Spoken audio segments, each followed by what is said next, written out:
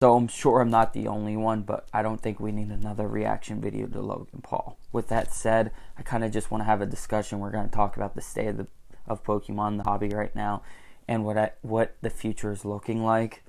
Let's get right into it.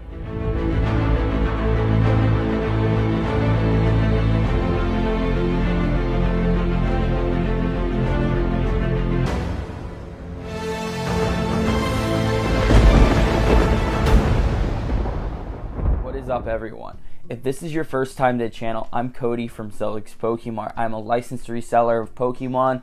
Before we get started, please do me a solid, hit that like button, make sure you subscribe, and click that notification bell. That way you're notified every time I upload new content. Now let's get right into this. Like I said, we don't need no more reaction videos to this Logan Paul event that's going on. If you haven't already heard about it, I would definitely suggest checking out his video that he uploaded. It's craziness. He spent $2 million on 6 first edition base set booster boxes, and there is a lot of controversy going on in the hobby right now about what he's doing.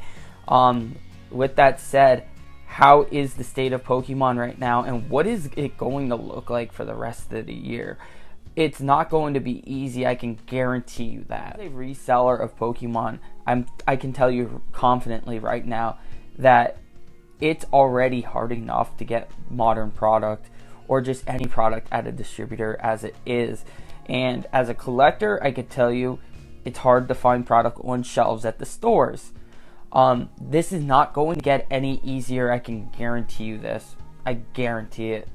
With Logan Paul, what he's doing, he has such a reach out there in the YouTube community. He's such a large influencer, and he's going to drive more collectors into this hobby again like he did the last time, and it's going to be bigger than the first time, which is going to make this really, really scary in my opinion. What can we expect for the rest of this year now that we know what we know? Well, I could tell you this right now. After he opened up his first edition booster box, he really drove the price on vintage products through the roof. I'm talking gains more than 100%, more than 200%, and more than 3 times in some cases.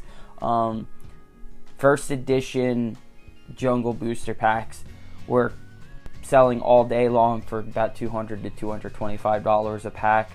For most of 2020, and by the end of the year, after he opened up that box, he drove the price to about $750 to $850 a pack. Base set unlimited went up. It's not just first edition packs that are going up. Base set unlimited jumped from about $250, $300 to about $900 a pack. Even after Logan Paul went kind of MIA in the hobby, prices never fully recovered. They started correcting themselves, but they never got close to what they were before he got into the hobby. And that's very, very scary, because what happened is he priced so many people out of vintage, not just first edition vintage, because I get it. A lot of people were priced out of first edition base set way before Logan Paul came around. But what happened was people went to the next best thing. They went to base set unlimited, shadowless, stuff like that. And it got to a point where those started pricing people out.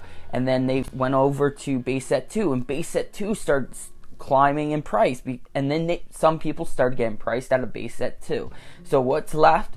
People started going to XY evolutions. And this is when the evolutions actually started climbing in value. Yes, Logan Paul was indirectly a big part of why XY evolutions took off the way it did. Now, Evolutions did deserve some credit. It was getting to the point where it has been out of print now for a little bit, and it is a very good set. It's very underrated. It was an underrated set, and now people are starting to really recognize how good the set really is. Did XY Evolutions deserve this type of price gain? Absolutely. I mean, look at other XY sets. XY Flashfire was a very good set. It was based around Charizard. XY Evolutions has a lot of Charizard in it, but Evolutions also has that nostalgia factor to it as well. So I feel like Evolutions definitely did deserve some credit there. They deserved the growth. They did.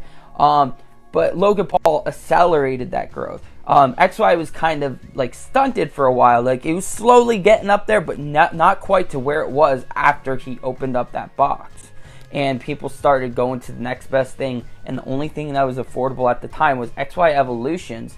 And so many Evolutions were opened up that the supply was just diminishing so fast, and the demand was just there all the time. With all that said, what are we supposed to expect for this year?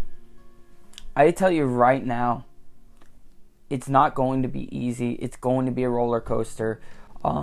If you're sitting on vintage product, you're probably looking really good right now. Really good investments. I would probably wait to see what happens after Logan Paul starts opening his boxes before actually cashing out. As far as long-term effects, results, I don't expect them to stay at its peak, but they're going to peak very likely, just like they did the last time, and then likely start to correct themselves again. But that's not my concern. My concern is not being priced out of this vintage market, which I was already priced out of, and a lot of other collectors are priced out of.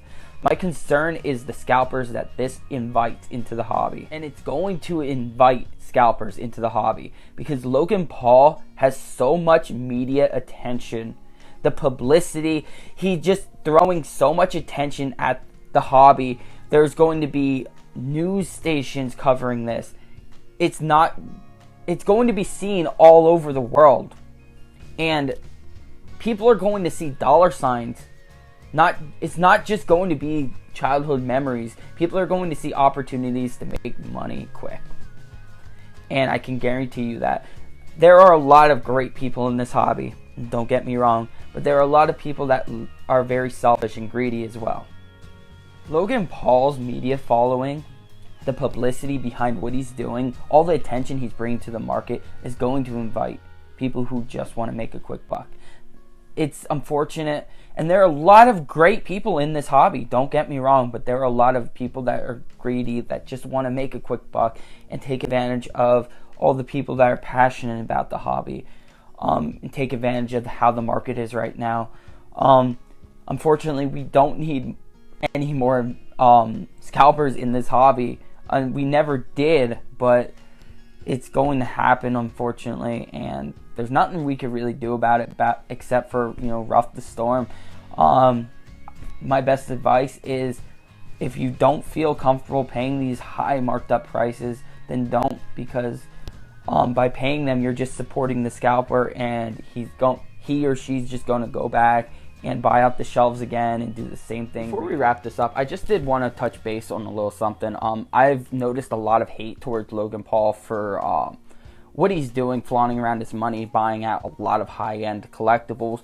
Now, you have to understand that this hobby has average collectors, low-end collectors, and they have their high-end collectors. This hobby requires that. It's balanced. It really is. If you didn't have people like Logan Paul, why would a Charizard be worth what it is today if nobody has the money to spend on it? So keep that in mind when you are judging. It's not really anyone's place to judge. I do understand the concern some people might have about being reckless and opening up all these really old vintage products, but at the same time, it was his money that he spent it on, and if you had the money, you would probably do the same thing.